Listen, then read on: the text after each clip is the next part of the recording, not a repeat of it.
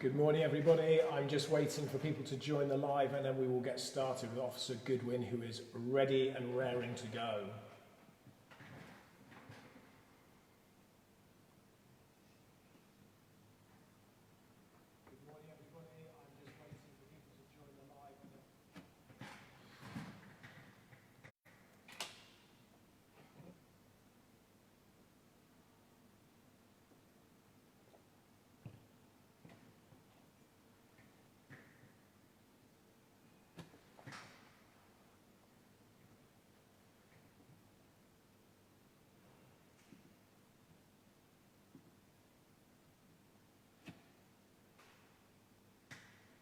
Good morning, everybody.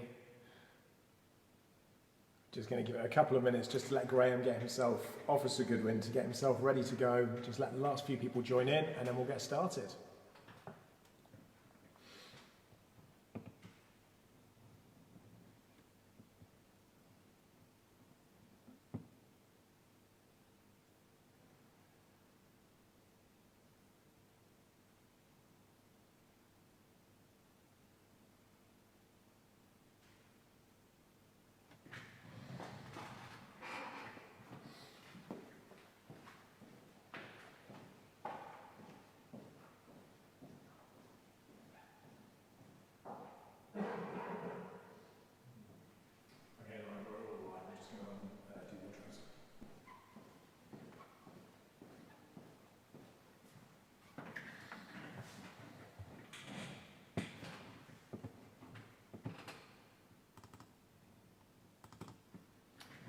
Good morning, everybody.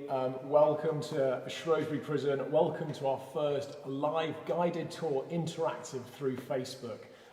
Very different for us because normally we don't do it like this. Normally we have loads of people coming in and we take them on guided tours around the prison.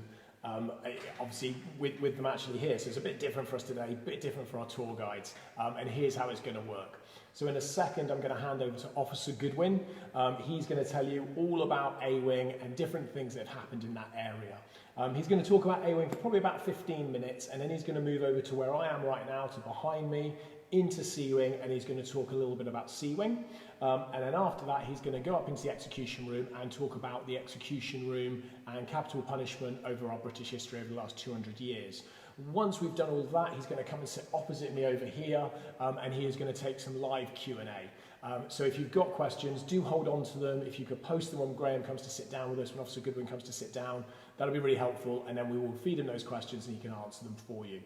We are going to do lots more of these, guys, so do bear with us. It's going to be a little bit hit and miss today because we've had some technical problems on A-Wing this morning.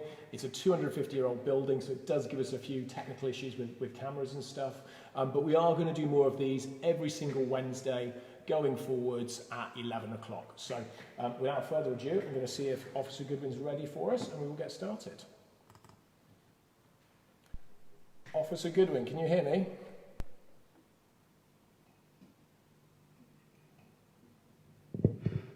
Good morning, everyone. My name is Graham. Welcome to ex-HMP Shrewsbury. As an officer, I was an officer for 38 years. I've worked in many different establishments, 5 different establishments, from young offenders to high security to local prisons and Category C prisons. So I've had a long and varied career. Today we're here at Shrewsbury Prison, which is an old Victorian prison.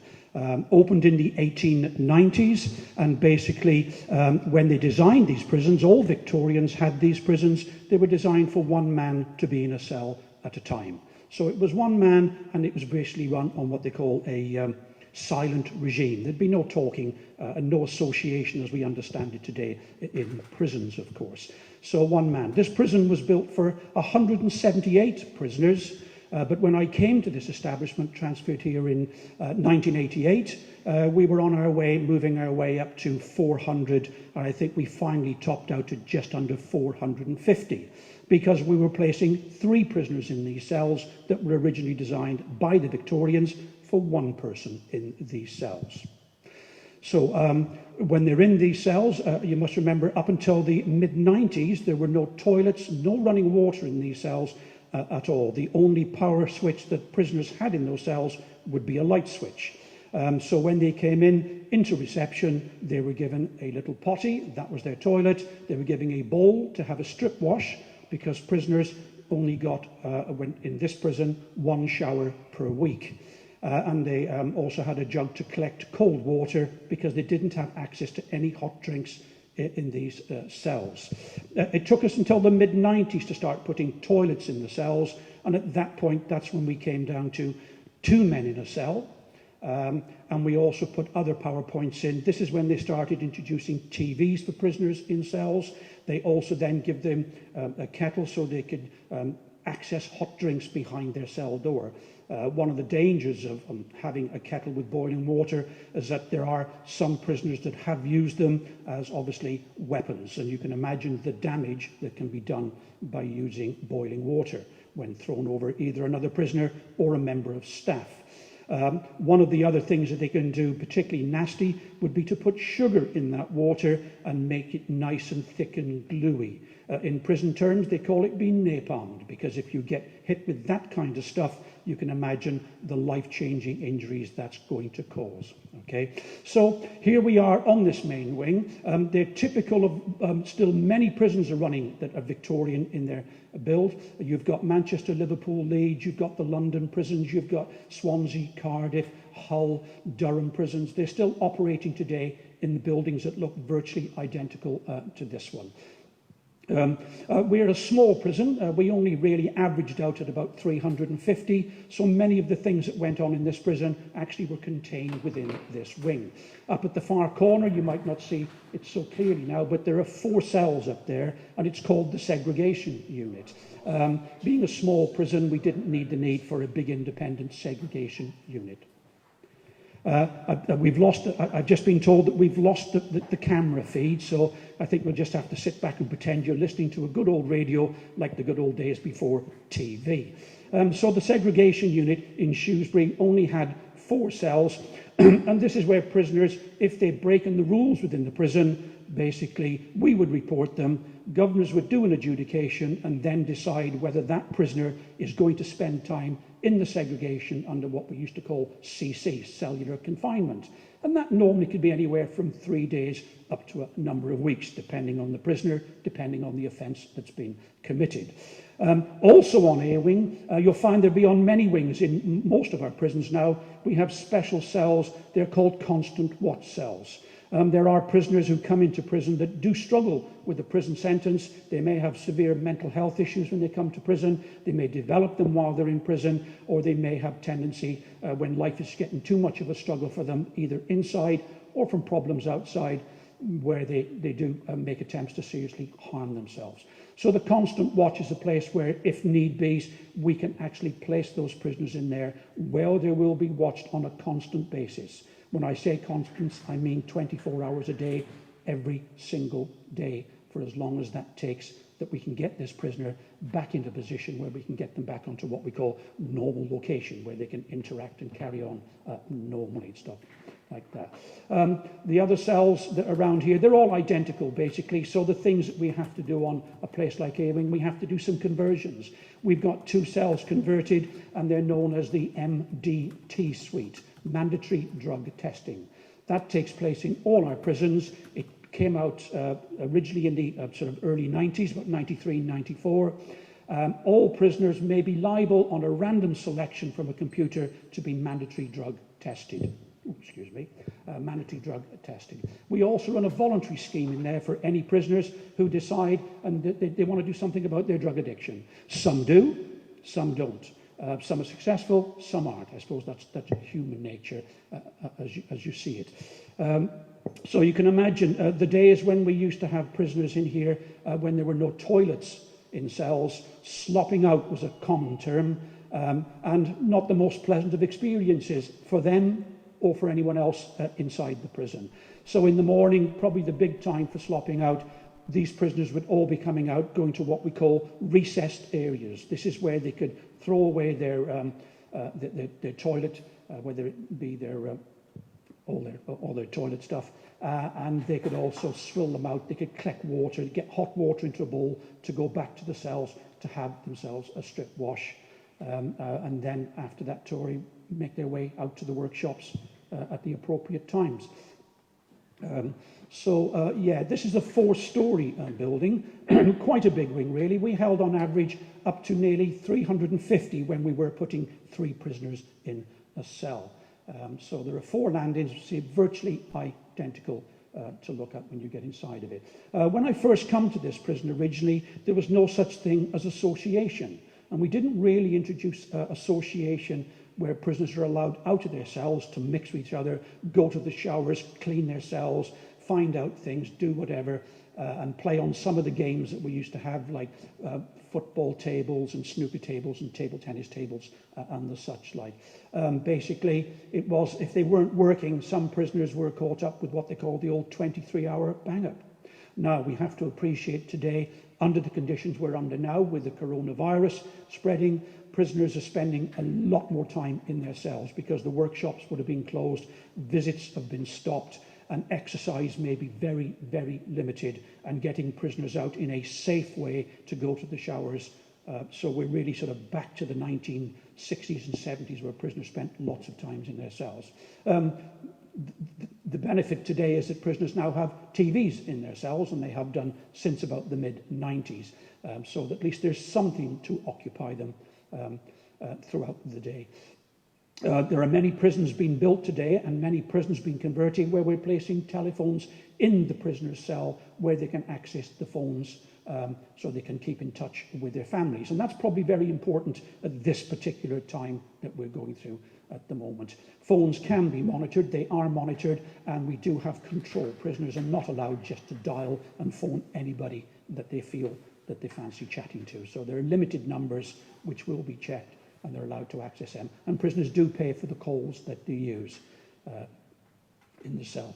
There's not much else. I believe that the cameras are still not up. The cameras are not up, so basically I'm just going to sort of finish off at that point there.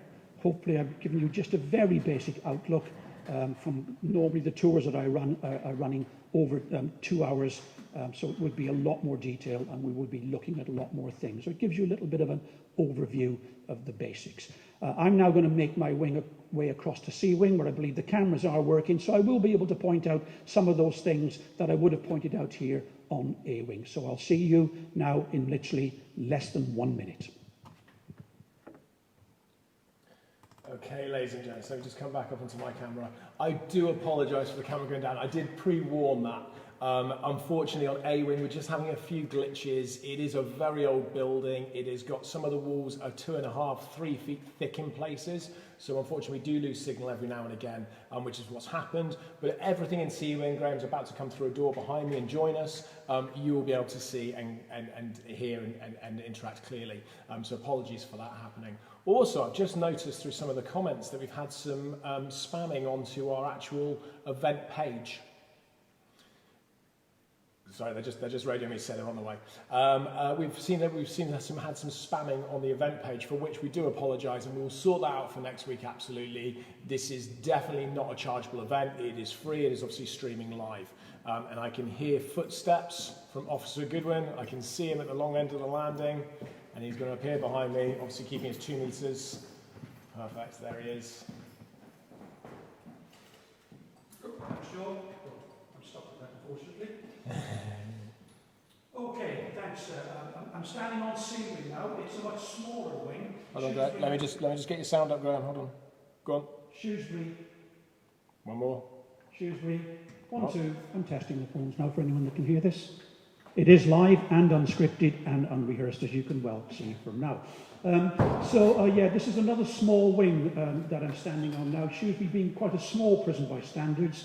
You have to appreciate across the country there are now prisons that hold up to 2,000 prisoners at a time, so they're huge places. Shrewsbury, by anybody's standards, would be considered to be a small prison today. This wing that we're looking at now, it's only got 2 levels, and it's only got cells on the one side. And that's because originally when this prison was built in the Victorian times, there were no real distinctions between male and female prisons. They were all placed in one. So this was the female part of the wing. We didn't really get to separation of female and male prisons until about 1921. Holloway being a slight exception, of course, down in London. So 2 wings here. Women would have been on the same regime as the men in those days. They would have had a silent regime, and they would have been all held in single cells. The thing about these cells is, and it's very difficult, I'll show you a cell in a minute, that they're fractionally bigger than the cells on A-wing. And that's because it may not have been unusual for some women who may have had children and no one else to support them outside, no social services. They would have ended up having to bring their children into prisons with them. So it wouldn't have been the best of environments, but that's the way that it was dealt with in those days. After 1921, this became an all-male prison, and this wing, most of its time, was used for what we call a protection unit. A protection unit basically means there are prisoners that come to prison. It may be because of the offences they've committed. It may be sometimes because they may be ex-police officers, ex-prison officers, or they may have been on the main wings and they've got themselves some serious problems with other prisoners where they need to be brought across onto the protection unit. So this is the protection unit that where we held the prisoners in. There were only 43 spaces in here.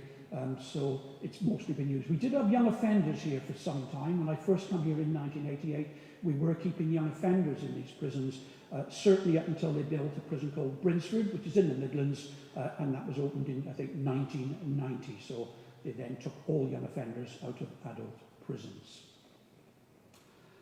Right, let's talk about looking at the cells.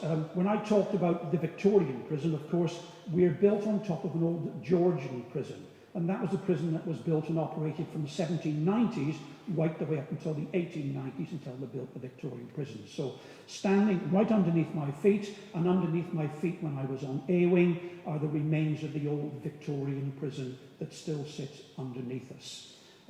There's a number of stories. I'm going to tell you a little story. This is absolutely true. At some stage, there was a case of an officer that was on nights, because on nights there will only be one officer on this wing, and they were basically doing a patrol, and as they were going across the landing, they went up the stairs, and as they were coming along the twos, the next landing up, they noticed there was a boy sitting in the stairways just there.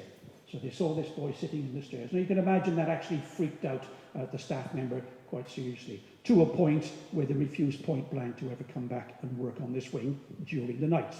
Who can blame them, I suppose?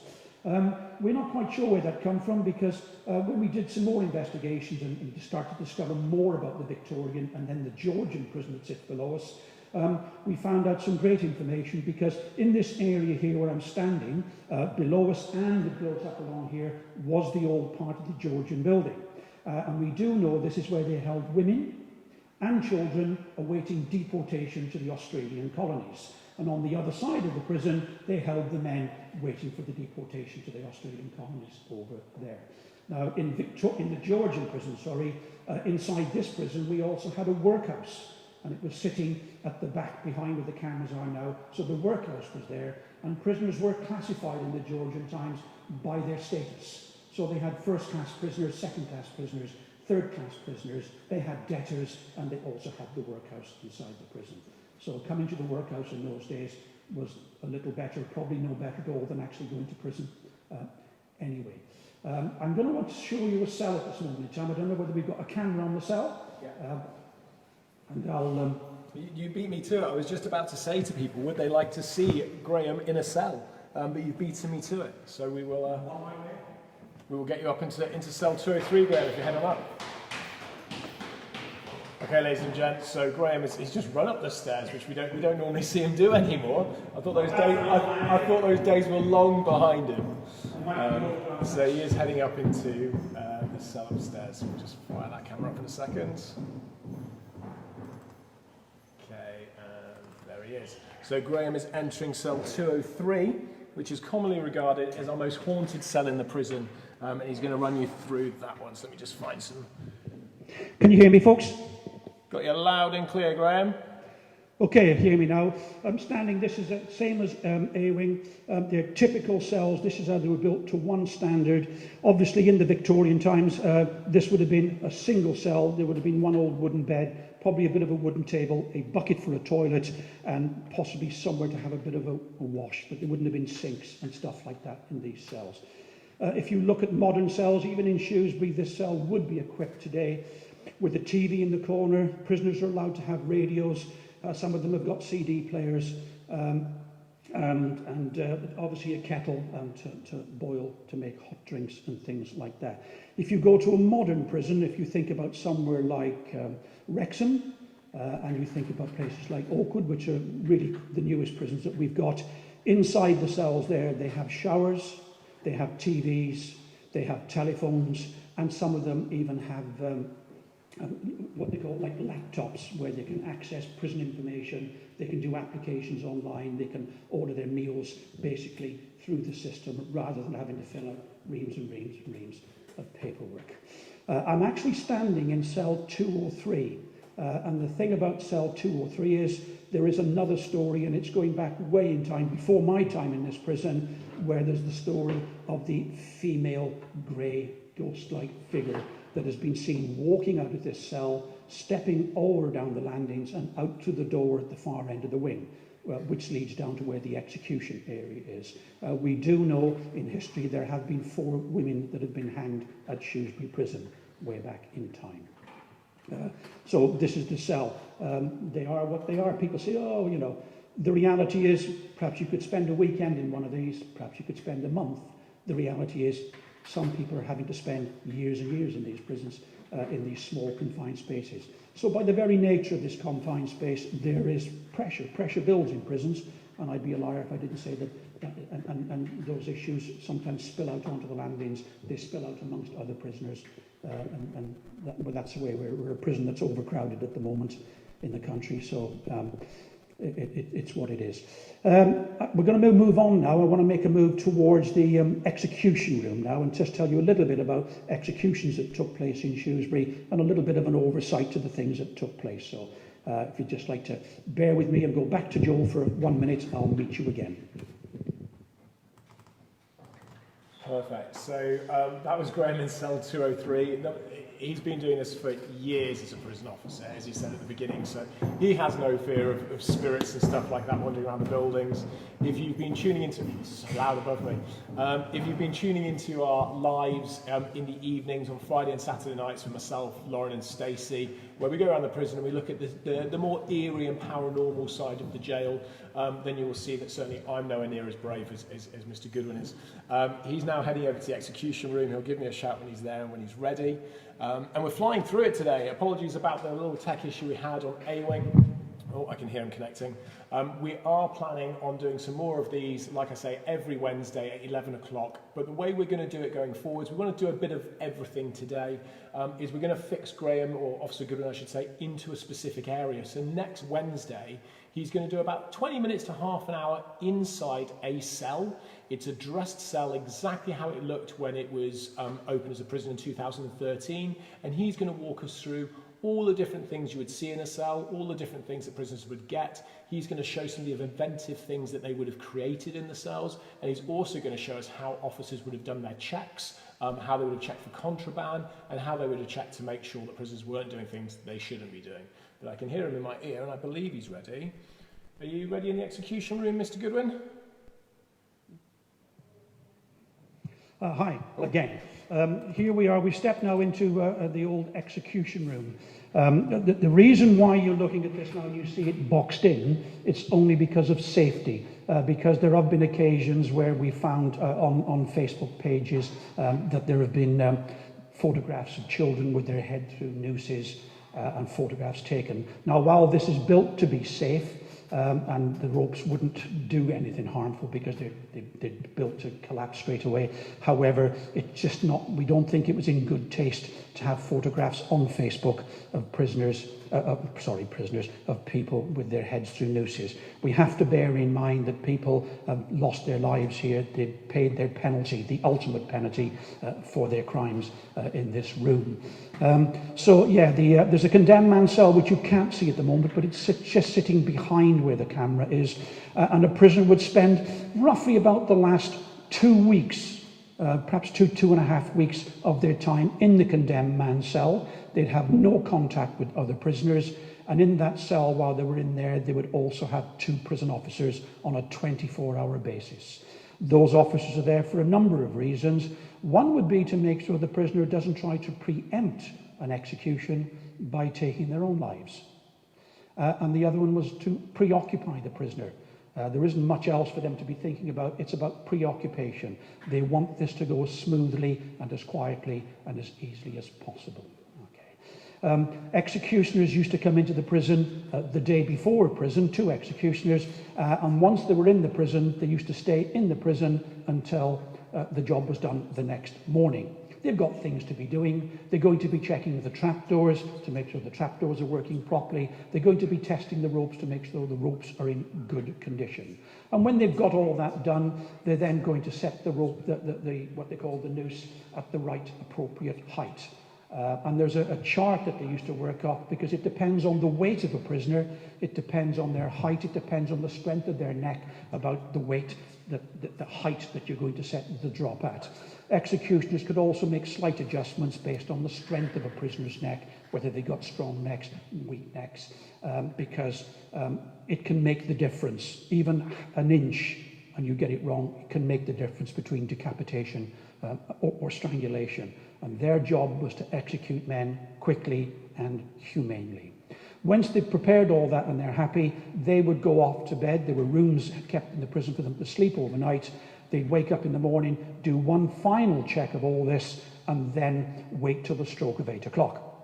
Executions in this country took place at 8 o'clock, except in London, where they traditionally did them at 9 o'clock. I'm not quite sure why the time difference is there, but it is. So 8 o'clock in the morning. They would go to the door. There's a door in the condemned man cell that steps right out into the execution room. And as they unlock the door to go into that cell to get the prisoner at 8 o'clock, there'll be 2 officers on the other side of that cell, and they will be moving something like a cupboard or something that disguises this room. Prisoners never knew that the execution rooms were next to them. In steps the executioner, and basically they would literally strap their wrists together, and then they would walk them out onto the noose, and then they would strap the assistant would strap the ankles together. At the same time, the hood would go on the head, the noose goes round the necks, executioner steps back, pushes the pin out, knocks the lever. That whole process will not take longer than 15 seconds from putting the key in that door to getting to the prisoner to the bottom of the drop. So imagine, it can take 7 or 8 or 9 seconds to walk to the trapdoor. They always said prisoners wouldn't be standing on that trapdoor for more than 3 or 4 seconds at absolute maximum. It's done quickly. It's done quickly because the longer you leave a process of doing this, you can imagine that you may get some resistance from the prisoner. They may panic. They might even faint. They might faint, or their legs might give way. So there'll be 2 officers coming out on escort with that prisoner to make sure that they're standing up onto the trapdoor until it's done. So, like I said, trapdoors about 3 seconds. The trapdoor system in this country from probably the late 1890s was operated on dropping through into the room down below. There was a block and tackle room up above, in the room above, where they used to put the beams and all the ropes and the chains to wind the noose up and down. Prisoners drop through into there, and the process would be is that they're looking, when they execute a prisoner, to break the neck. Now, you'll see nooses, and you'll see the big knots on nooses like they use on cowboy films. They never used those from about the mid-1890s. They changed that to a much more sophisticated, where it was a steel eye bolt that slipped out, and it slipped just underneath the neck, just there. And as the prisoner dropped, it snaps the head backwards, and it breaks the neck. And they're looking at what they call C2, C3, which would be the vertebrae that will affect the snapping of the neck. And for the prisoner, it's virtually instantaneously out. However, they discovered originally, when they brought this idea and started using this, that there was still a heartbeat, and some prisoners still had heartbeats up to 20-odd minutes after the event. And the way they got over that, they said, right, from here on in, all prisoners will hang for 1 hour. So they used to hang for 1 hour, and then the doctor would check them and then pronounce them dead, and then the prisoner would be taken down, and then there would be an autopsy take place. So there was an old morgue table underneath us where the doctor would do an autopsy. At the end of that autopsy, they'd be handed back to the executioner and other staff members who would prepare the prisoner for burial. If you're executed in this country, then burial used to take place, for murder, burial used to take place within the prison grounds in unmarked graves. So there's no marking. And it's not unusual for many prisons to bury prisoners one on top of the other. They were not buried in coffins, they were buried in shrouds. They wanted the bodies to decompose as quickly as possible, and they would be quite ample to use that graveyard again. Our graveyard is in the far corner of the prison. It's been built on now since. So that's the way they dealt with it. 1965 is when we did away with executions in this country. However, we did keep a number of offences, things like mutiny, things like, let me think, my mind's gone a little bit. That's the thing about live, you don't get to practice it twice.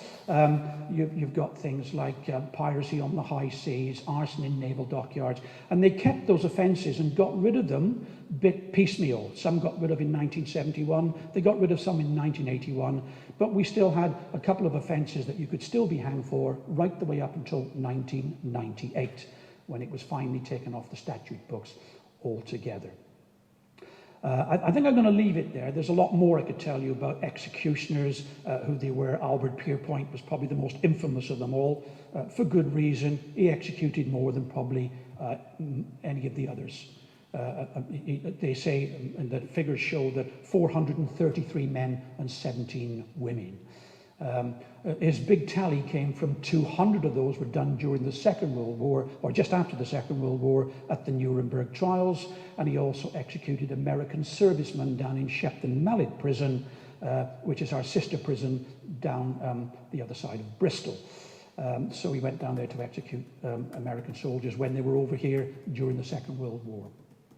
I'm going to leave it at that point now, and I'm going to go back down and join Joel, and I'm going to get himself on a desk, and if anyone's got any questions, more than happy to answer any questions you've got, and hopefully in time you'll be looking, when we get back to normal, which I hope is sooner than later, we can get back to running some tours, and I can give you a full 2-hour tour. And I can, when I've got you in the prison, you won't be able to get away from my little jokes, which I think are funny. And you laugh because you want to get back out after 2 hours, of course. So I'll see you in a few minutes, guys.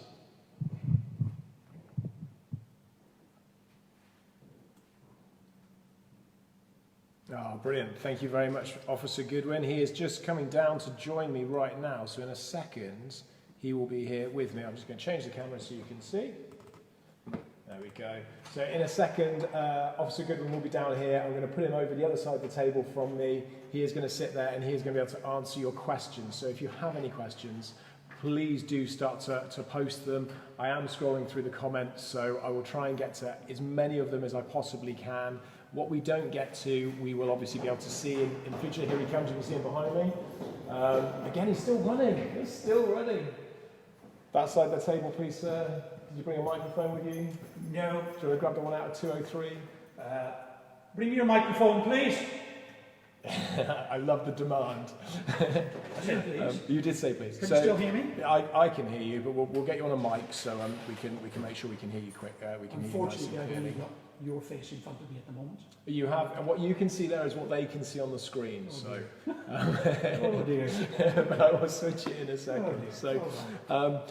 Guys, but there is going to be another live next Wednesday. So, like I said, we're going to do these every week at 11 o'clock. So next Wednesday, we're actually going to do the live inside a prison cell. So Graham is going to spend, Officer Goodwin, I should call him, sorry.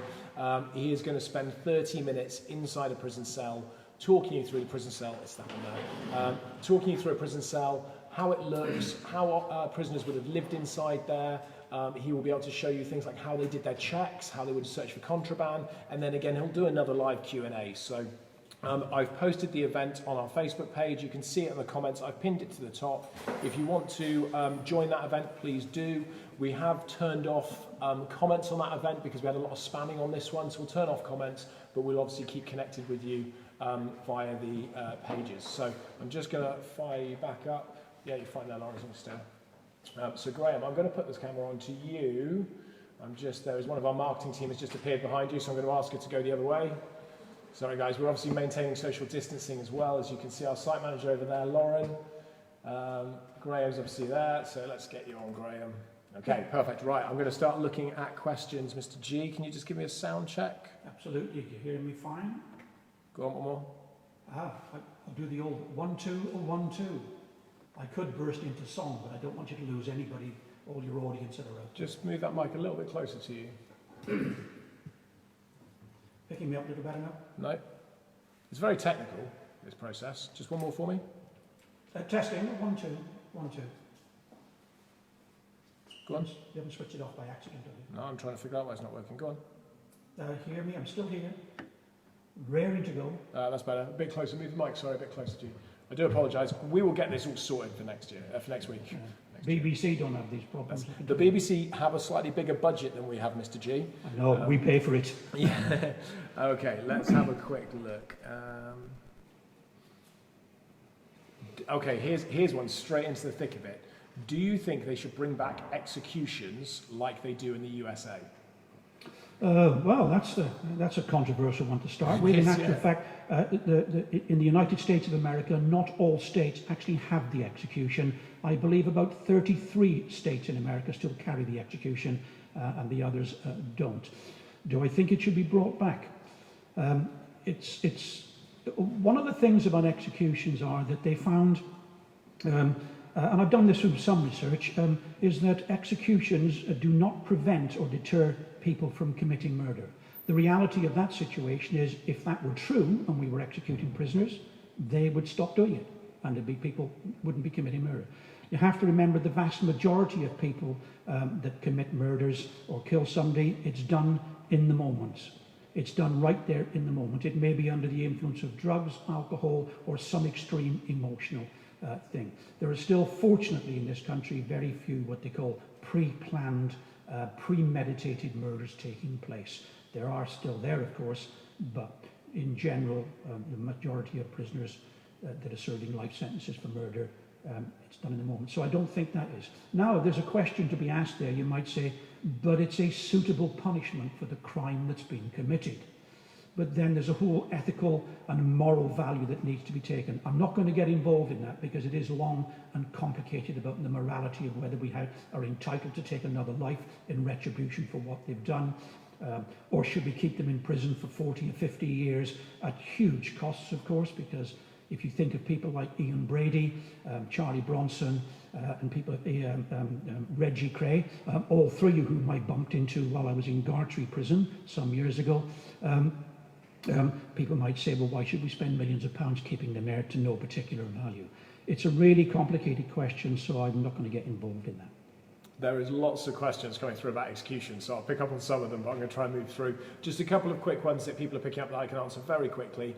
We are going to be reopening. Absolutely, the prison is reopening. We don't know exactly when. We're obviously driven to a degree by government guidelines, so that will be happening. Do follow us on Facebook, and we will have more information, obviously, shortly. Somebody's just asked, Graham, and I'm going to move on from executions after this one, why did they do an autopsy? You know, that's difficult. I reread Albert Pierrepoint's wonderful autobiography, which was produced in 1974, one of the better ones of the ones that have been written. There's no real explanation. The only one I can imagine from little bits of information, it was to make sure that the execution had taken place exactly as it was designed to be. It was there to make sure that the way that they were meant to be executed was actually the way that they died. And it may be about making sure, I suppose, dotting the I's and crossing the T's to make sure. Interestingly, if you go and go onto an internet and do a search for Ruth Ellis autopsy, you'll actually get the document come up, and it gives you the autopsy that was carried out on Ruth Ellis, who some of you may remember was the last woman, to be executed in this country in 1955 in Holloway Prison. So that's the only reason I can think about, why autopsies were taking place.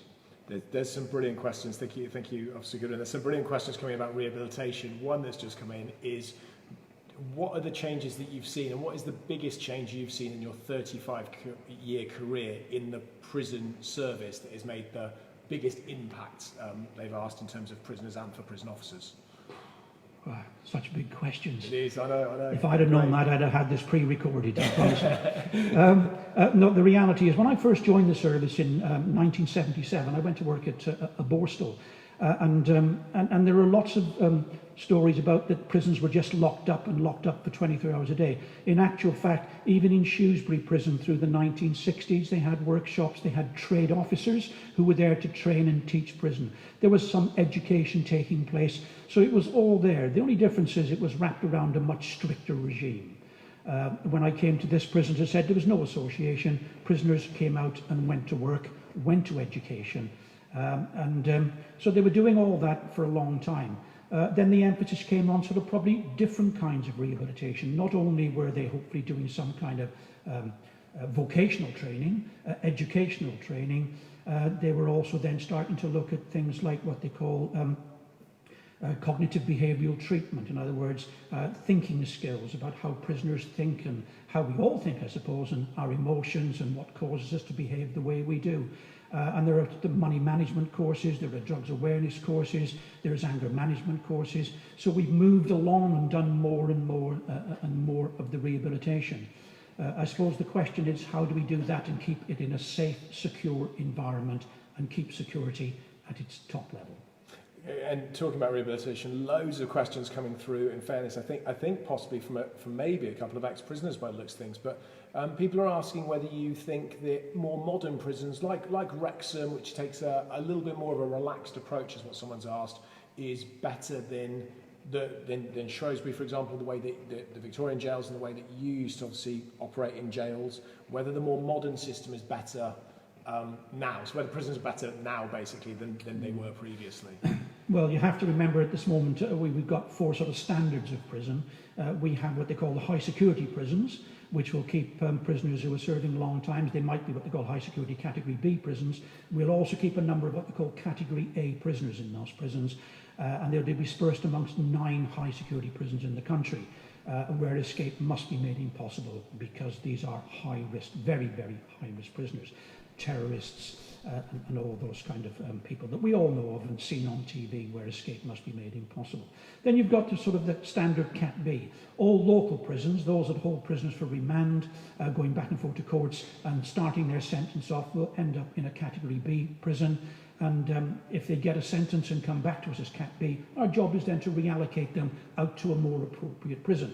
We move down to Category C, which the Wrexham prison is. So therefore, they're in a less secure environment, and they probably get more time out themselves. It's not unusual in a prison like that to find out they've got football pitches, rugby pitches, and generally the atmosphere may be more. They operate what they call a free-flow system in Category C prisons, where prisoners move about the prison basically from A to B on their own.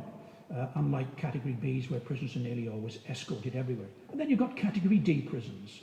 There are some prisoners that progress down to Category D. There are some prisoners that are automatically allocated to Category D, bearing in mind there is no physical security in a Category D prison at all. They're there purely on their own trust. Our prisons... Sorry. Yeah, you're right. I was going to say, our prisons are more relaxed. They may be. The nature of the kind of work that prison offers to do today are much different. I've got to be honest, when I first joined the service, there was very much a less of an awareness about mental health issues in prison. There was very much a less issue of people coming in with drug issues, drug dependency, drug addiction issues. So the reality is, as our society has sort of moved on, we've moved on. We have a very diverse society out there as well. That diversity is coming into prisons. So if you tap these things together with the diversity of prisons, you've also got all the different mental health issues, from the very seriously mental health to those at sort of a lesser scale. You've also got the drug addiction. Prison officers' work today is far more difficult than when I first joined the service. I've been retired for 5 years now. So prison officers do work very, very hard in maintaining as equal balance as they can within the prison system. There's so many good questions. I can't keep up. There's 176 questions waiting for me just to read. So I'm trying to get through them. We've got a good 15 minutes left still to go through these. Someone very cheekily asked whether you were present at any executions. Do you want to skip past that one? I only look this age because Joe makes me work that hard. The reality is when executions were done away with in 1965, I was 13 years old. So no, I didn't get to witness executions. So this is another big one. Mental health problems in prisons, and they haven't really put it as such a question. It's more of a statement about is it true that lots of prisoners have mental health problems in prisons, and some of the reasons behind why that might be. Well, there's a very high percentage of prisoners with mental health issues, but you have to remember we work across the spectrum, just like society. We get prisoners in from all walks of life. And there are people coming in and they might have Asperger's, they may have ADH, they may have bipolar, they may have depression, anxiety. You can get people coming in with sociopaths, you've got people coming in with serious personality disorders. Now, the vast majority of those prisoners with the healthcare system in prisons will be on medication. We've got visiting psychiatrists, psychologists, healthcare staff or professional staff that work in there, and many of those prisoners will tick along. They'll have their ups and downs. They'll bump along through the system with their ups and downs and end up popping out the other end. Some may be coming back sooner than later. Some we might never see it again. There's a small proportion of those prisoners that will be coming in with very, very serious psychiatric or psychological problems. And they're a huge, huge issue for us to manage because prisons really aren't built for those kind of prisoners. Do you know what? I think thank you very much for that, Graham. Someone's just come in again with a comment, and I know this is one that gets asked a lot on tours, so I'm going to flag it and then we'll talk more about the rehabilitation. They're saying that they're basically making a statement again. They think people are treated too well in prisons. Prisoners are treated too well with Xboxes and TVs and kettles and all the sort of mod cons you might see in the papers in their cells. And they're basically saying it's too cushy, and that's why people commit crime. What would you say to that? Would you agree with that? Disagree with that? I'm not going to commit because, and I'll tell you for why. Because the prison service, they set the conditions that prisoners live under, and you'll have to. One of the basic statements is that prisoners come to prison as a punishment. The idea behind imprisonment is to take them off the streets as a punishment. Hopefully it might deter them from reoffending again, and the idea is perhaps it will deter others that see prison sentences available, might deter them. It deters some and it doesn't deter others. Is it too soft today? The prison service decided that these things to give to prison, thinking about a modern society and all the things that we have to now we didn't do, that it was a reasonable thing for prisoners to have TVs and phones in their cells. Now, the thinking behind phones, that it's important to keep prisoners in contact with their families. One of the reasons why we have social visits, and prisoners are guaranteed, to a limited degree, guaranteed social visits. And telephones, and that for many prisoners is going to be a great help to them, a great help to those prisoners where they keep in contact to their families. And TVs, I've got to be honest, they're a distraction. I remember times when prisoners were doing 23-hour bang-up in cells, and if they weren't at work, of course. And the reality is they'd spend more time trying to get out of that cell, and if they could get out of that cell one way or the other, they would end up spending more time trying to get them back in behind the cell door. So TVs, regardless of what we may think about them, are basically a distraction.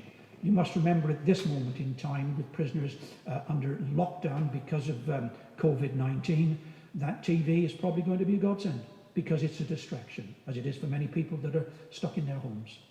Thank you, Graham. And I think one of the things that we see all the time, I know Graham sees thousands of people coming through every year that have this opinion, is people will come in with an opinion and understanding of prisons. They'll go on the tours with you or with Keith or with Mick, with one of our other prison officers and tour guides, and they'll come out after that 2 hours with a completely different or a broader understanding of what actually happens in prisons. We see that quite regularly, don't we? Yes. That sort of I think you must remember that 99% of population have no idea what goes on in prisons, and 1% will. It'll either be prisoners, staff, and their families will know more about what goes on in prison. So 99% of the prison, and you can understand why, we worry about nurses, we worry about doctors, we worry about those things that affect us in our daily lives. And for 99% of the prison people, it doesn't affect us in our daily lives. So the reality is they don't they don't give it much of a thought. Prisons, you have to appreciate, they are very, very complicated places. It's not just a case of bringing a prisoner into reception, stripping them off, giving them prison clothes, chucking them in a cell. There's all those issues with healthcare, mental health, and all the activities that need to take place around a prison environment. Okay, perfect. I've got two really popular questions, completely different. One is, has anyone ever escaped? And then, what food did prisoners eat? So should we pick up the escape one first? Are we talking about Shrewsbury? Yes, we are. And not in my time in Shrewsbury. Shrewsbury had an absolutely first-class record. However, going back to 1961, 2 prisoners actually escaped out of Shrewsbury Prison. They were on the run for about 5 days and then got recaptured, served extra time for escaping from prison. And you must remember, in the early 1960s, there were no cameras, there were no guard dogs, there was none of this, what they call geophonic fences with electronic and all those things that we're used to today. So it was much, much easier. If you could get out of a cell or off the wing, the walls were just there in front of you. Exercise used to take place in prisons without them being in what they call a caged yard. They were just walking around in circles just underneath the walls, to be honest with you. Literally about 3 years ago, just before Christmas, we had an elderly gentleman brought in for a birthday present by his family. An 81-year-old man came through, and he introduced himself. He said, "Hello, my name's Walter Groom, and I'm the only living person to escape from Shrewsbury Prison." Now, Walter came in, and we went on a tour with Walter, and he showed us and explained to us how it was done. Walter gave up his life of crime very soon after getting out of prison after that second time. He ended up being, I believe, one of the very first people to start off a double glazing company in this country, become an extremely successful businessman, married a solicitor, who obviously still married today after a long and successful marriage. So the old law might be, if you can't beat the law, marry it. So we've had some attempted escapes at Shrewsbury. You had an escape, was it when you were working in Australia? A more dramatic escape with the helicopter? No, that was when I was at Gartree Prison. Sorry. Gartree Prison, I'm going back now to the late 1980s. The old exercise yard used to be on the football pitch, so prisoners would come out onto the football pitch and walk around, and there'd be officers obviously around the perimeter, and be 1 or 2 officers there with dogs, guard dogs. And what basically happened was a helicopter was hired by somebody down around the London area, under the guise that they were coming up to look at land around the Market Harbour area where Gartree Prison is. And when they come closer to the place, the story goes that this person drew a gun, put it to the pilot's head and said, "That's where you're going to land." And because we had no netting over the yard, which we had been asking for quite a long time, because this had happened in France some years before, the helicopter landed right there in the yard. Obviously, 2 prisoners made their way to the helicopter. Obviously, we don't carry firearms in prison. They were onto the helicopter, away they gone. They were dropped not far, a couple of miles away, where they, stopped the car, jumped into a car and drove off. It took a while to rearrest them. One of them was serving a life sentence. He was arrested somewhere, I believe, in Scotland, but my memory may not serve me right. And the other prisoner, I believe, was arrested in London in a flat. He was waiting, while he was at Gartree, he was a long-serving prisoner. He was waiting to be transferred down to the Isle of Wight, to another high-security prisoner down on the Isle of Wight. So yes, it was Gartree Prison, about 1987, possibly 1988, I can't remember. Let me just pick it back up on that one a second. I'll just put the camera back onto me. You know, actually, you've got to be on the screen sometimes. I can appreciate that. But just very quickly, because we have lots of conversations, you and I, we have done over the last 5 years about lots of different things, and certainly about your career. And I'm desperate for Graham to write a book. Absolutely desperate for him to. But just imagine, guys, for a second, that your job is not what you currently do, but it is to work as a prison officer, and you're in an exercise yard with prisoners wandering around, and you're obviously keeping an eye out on everything that's happening, doing the job you do, and suddenly a helicopter comes in and lands, and somebody gets off with a gun, and prisoners suddenly get onto that helicopter.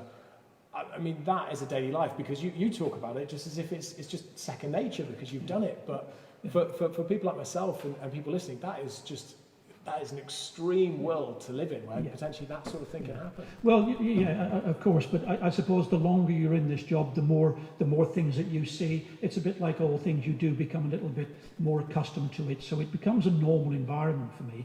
Just imagine, I'm going to go back to 1990. And many people might be aware of what I'm going to say, when we had the Manchester riots, probably one, if not the biggest riot in this country. You can imagine when these things kick off, they kick off when you least expect them to. You might get a feeling that there's some tension going on, there's something not quite right in the prison, you can't put your finger off it, but it can all go wrong very quickly. I've been in prisons where things have gone wrong over meals. When you're there supervising the meals being served, and it can be sometimes small things that prisons can kick off over, but that's a build-up. It's a build-up of other stuff that comes along there, and once it goes, they are, you can well imagine, pretty hairy, scary situations to be in, of course.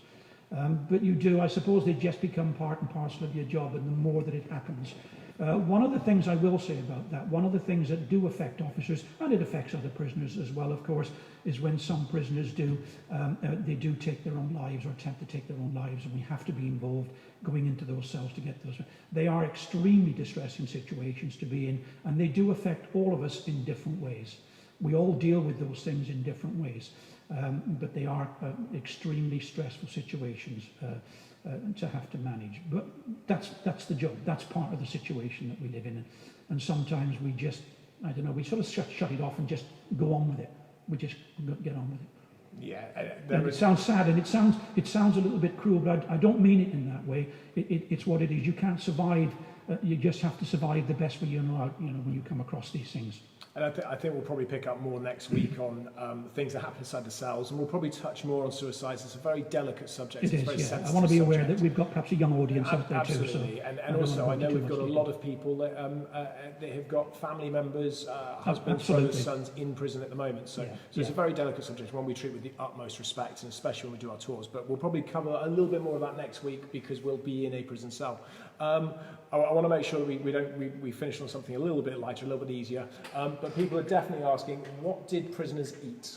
What was the food? I think they're expecting bread and water to come. Well, I don't know. When I first joined the job in the 70s, I'm pretty sure it was very much of my mother's menu, a take it or leave it menu, with very few choices available and very little account of any different dietary needs. However, today, you have to remember we cater for all religious diets, and we cater for vegetarians and vegans, and if there's anybody that's wheat-free or gluten-free, all those things will be taken into account.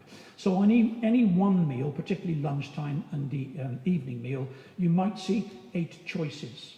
But those 8 choices might be broken down into 2 choices that's appropriate for that person's diet. They pre-order meals, unless they've changed the system since I've been retired. Prisoners generally order their meals 1 week in advance, and that's so that we can cater right down. It's about cost. If you know what you're cooking and who you're cooking for, you can keep the costs right down. And in general terms, what prisoners order, they're going to get. Usually, sometimes those meals can be 7 or 8 days after you've actually ordered them, but that's the way the system works at the moment. So all meals are catered for. Yeah, because again, I can see it from the comments, lots of people are expecting it to be quite basic and not very nice food. And I think there's probably some prisons that are like that, but Shrewsbury was renowned for the quality. I've no doubt that some prisons are better than others. Imagine sometimes in a very, very large prison where you have to cook food in a central kitchen, and it's all got to be trolleyed out, as they say, into hot boxes and moved on to wings to be served up. There may be an element of food standing there and getting somewhat a little bit not quite as hot as it may be. Shrewsbury being a small jail, we could literally have that food literally within seconds from the chefs and the cooks right out onto the hot plates and being served on an ongoing basis and refreshed as we went along. Shrewsbury had a reputation of some of the best food in the country.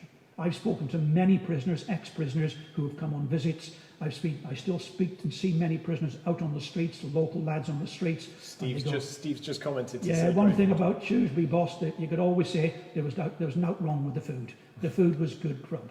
And they make differences. I've seen prisons get very rocky and get to a situation where you can lose situations very easy on food in prisons, but I don't know which prisons, and I can't make a comment on about the standards today. And we can see the survey behind you, but we'll probably do a live more around food, because I think it's an interesting one that lots of people are asking about. So I think we'll probably do one around there. I think this is a great one to end on as we come to the end of our hour. Someone has just asked, how did you switch off at the end of your shift? How did you leave the prison and turn off from everything you may have seen or experienced that day? No, I must be honest, when I first joined the job, probably for the first 2 or 3 or 4 years, things used to get to me. It's one of those things when you work in prisons, it's not one of those jobs you can just be completely competent at what you do within the first 12 months of a job. It's a learning process, because you're dealing with people, and you're dealing with people from all walks of life that come into these prisons. Some are funny, some are intelligent, some are not so bright, some are just getting on with their sentence and just want to crack on without any problems. Others come into prison and they can't help but they have to break the rules, they struggle to take any kind of discipline, they struggle to conform to situations. And that's got to be dealt with at a personal level, prisoner to prisoner, face to face. And I learned that. Somebody, obviously all the staff I used to watch, treat every prisoner as they stand in front of you. You can't block how you treat prisoners, because they'll all come to you in a different way. How do I switch off? You just learn to in time, and you learn to say, don't take it personally. I don't take it personally. I never did for many, many years. It's what it is. Sometimes I'm the one that's going to get it in the neck from a prisoner, not because it's me, because I'm standing and I'm the uniform that's standing in front of them. So I'm a representative of the system to them. And if they want to kick out and be angry, it can be me. So it's one of those things, and you just learn not to take it personally. And I treat every 24 hours as it comes to me. So when I come in the next day, I just start again. It's a new day. The thing about prisons, they're highly, highly routines in prisons, but you never know. Every single day in a prison can be different. You never know what's going to happen next. Funny things, good things, bad things, sad things, and sometimes in one day you can see them all a dozen times. Perfect. Thank you very much, Graham. So guys, we're going to come to the end. I'm going to just fade Graham down. Come back to me. So thank you very much, Graham. Some brilliant questions coming in there. Apologies, we can't get through them all, but we have got a series that we're putting together called Ask an Officer. If you received our newsletter yesterday, you'd have seen the first video out about that. That is where we ask Graham, and we ask Officer Goodwin your questions, and he answers them. So if you have got those questions, we'll pick them up off Facebook. Do email us, info@shrewsburyprison.com, and we'll pick them up from there. We are obviously looking at reopening. We're just figuring out exactly when we can do that in accordance with government guidelines. Next Wednesday, we're going to do another one of these lives, again at 11 o'clock in the morning for an hour. It's going to be just inside a prison cell. So we'll set 4 cameras up inside a prison cell, and Officer Goodwin will take you through that entire cell. We'll show you how prisoners lived, how small it is, the types of things they would have in there. He will be able to talk about how they would have done searches, and such along those lines. There's a couple of things he won't be able to talk about because he is still bound by the Official Secrets Act. So there's a couple of things he won't be able to discuss, and again, we'll do some more Q&A. The week after that is going to be also really exciting because we're going to do some stuff inside A-Wing. We're going to move around, have a look at segregation units, have a look at constant watch, have a look at MDT, and such like that. So some really good lives coming. You can see the links for those on the pinned comments, or you can jump onto our event page. And ladies and gents, that is pretty much it for today. So thank you very much for joining. Thank you very much for all of your great questions. Graham, everyone is looking for you to write a book. There is so many comments about writing a book. There must be 10,000 staff out there that could write books equally.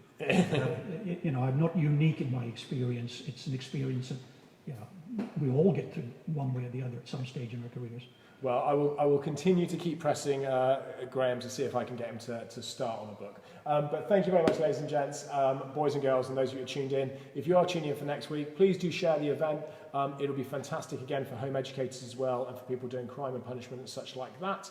And that's pretty much it from us, so we will see you next week. Thanks, guys. Bye-bye.